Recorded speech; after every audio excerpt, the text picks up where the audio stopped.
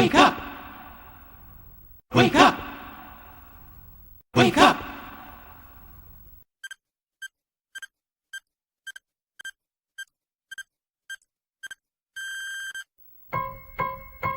Wake up, wake up, it's time to rise and sing the praise of Jesus. Hallelujah, hallelujah. It's time to rise, to sing, to shout, to bring him all your heart. He'll do the bigger part, if you will only make a start.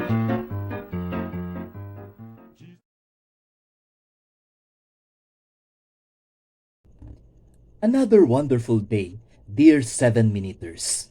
Truly, this is a great celebration because we can still open our eyes and breathe through our nose, meaning we are still alive. This is still your favorite early morning inspirational devotional, the 7 Minutes with God. I am Brother Noy Gonzaga, your online evangelist and friend. Have you experienced getting angry at someone because of the wrong perception that they are doing something adversarial to you? But when the smoke died down, it was found out that such person is actually doing affirmative things to you. Yet, it is too late already, for you have given a judgment that may have caused them harm already. Well, this is what we call impulsiveness. Today, before going any farther, let us first anchor our thoughts on the biblical passage found in Proverbs 14, verse 29, and it says, "Whoever is patient has great understanding, but one who is quick-tempered displays folly." Yes, this is a biblical passage that vaguely views impulsiveness as an action of a person who is not logical and not even godly. This is the very reason why we need to think and discern many times before doing something.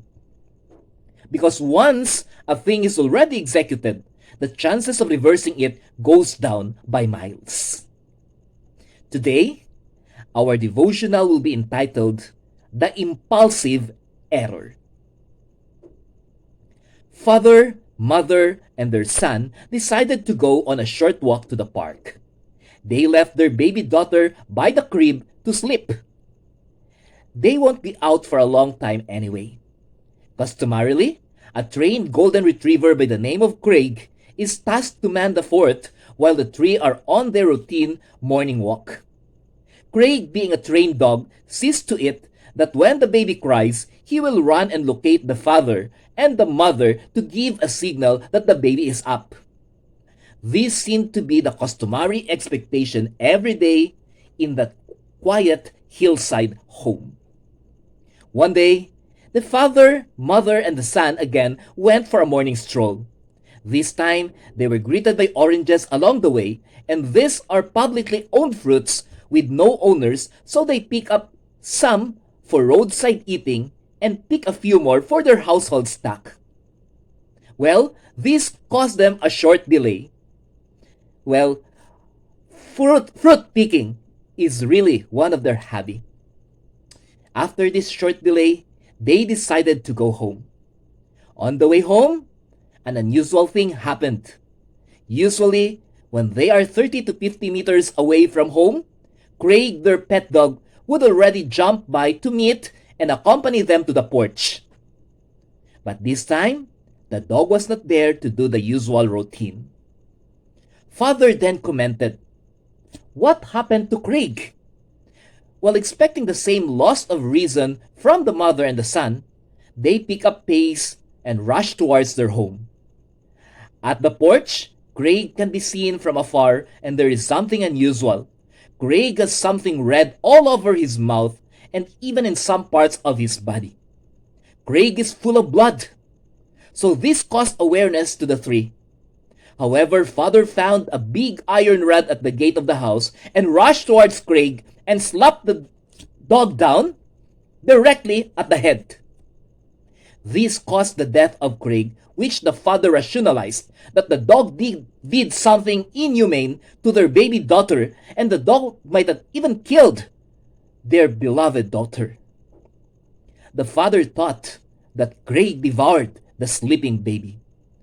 These things clouded the mind of the father and also the mother with their son. So they rushed to see, desperately, the baby inside the house, and to their amazement, the baby was safe, deeply sleeping and breathing normally. In short, nothing is wrong with the baby. Now they trailed the bloodstains downward, and on the hidden part of the bed, they saw a very big snake lying dead with a head obviously punctured by the teeth of Craig, their beloved canine family member. Yes, Craig was the hero who was mistakenly terminated because of an impulsive action resulting from an impulsive thinking that ended up with their beloved pet lifeless on the ground. There are many instances wherein we approach our work, our responsibilities, our tasks, and even our families with impulsive mindset. And when this actuation creep in us, we lost logic, we lost reason, we lost intellect, and we even lost our humanity. Because instead of doing what is right, we do something wrong that we think is right. In this situation, one is wrongly thinking that he is right. A phenomenon that will always end up in an impulsive mistake, one that could have been avoided if we use our minds, use our hearts, and prayed for every action that we are supposed to execute. In the Bible, the story of Peter eliminating the ear of Malchus is one classic example of impulsiveness. Acting without thinking and doing decisions without a clear viewpoint of what is real or unreal. This is the very reason why when opportunities of decision making or important executions come our way, and we need to really act on the matter, it will not hurt if we will use our minds first to determine if our actions will be worth the consequences or if our decisions will result into the benefits outweighing the liabilities that may happen with the opposite action. This is the very reason why God made man higher than the animals. Animals only have brains, and they only act through observation and impulses. However, humans are created with brains, yet it was added with a mind. Because man does not only possess observation and impulses as their skills. Man possesses logic and conscience, two things that animals was never created to have. The sad reality is, if man fails to use his sense of logic and his ability to have conscience, then he relegates himself to the level of animals. Thus, it is not wrong to think that illogical humans are animals in human form. Yes, it is part of our steadfastness as children of God to always be aware, be ready, and be logical in the way we live our lives. Let us not put to waste the mind that God has specially engraved in our human system, so that we can think and act better than the animals in our surroundings. At this moment, let us meditate on the song performed by the King's Herald Quartet entitled, You Better Mind. Yes, dear friends, we need to mind how we act or think, because we will be answerable for this when the judgment day comes. Oh, you better mind, you better mind, you better mind, you better mind. You got to give an account in the judgment. You better mind, you better mind. Oh, you better mind, you better mind, you better mind, you better mind. You got to give an account in the judgment. You better mind, you better mind. Oh, you better mind how you talk. You better mind what you're talking about. You got to give an account in the judgment. You better mind, you better mind. Oh, you better mind how you think. You better mind what you're thinking about. You got to give an account in the judgment. You better mind, you better mind. Oh, you better mind. You better mind, you better mind, you better mind.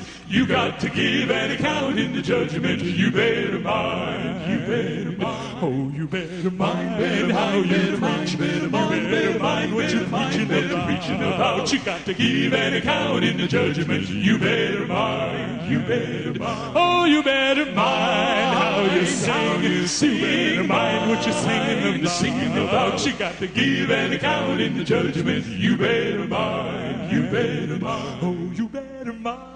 You better mind, you better mind, you better mind. You got to give an account in the judgment. I got to give an account in the judgment. We got to give an account in the judgment. We better mind, we better mind, we better mind.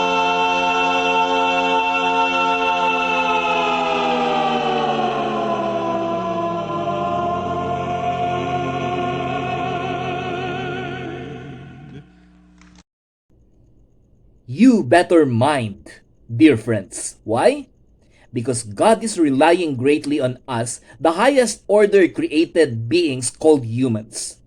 Today, let us remind ourselves, impulsiveness has no place in the heart of a Christian, especially in doing God's ministry in these nearly ending times. Dear friends, this is the 7 Minutes with God. Have a very well logically planned day to all. Wake up, wake up. It's time to rise and sing the praise of Jesus. Hallelujah, hallelujah. It's time to rise, to sing, to shout, to bring. Wake up! Wake up!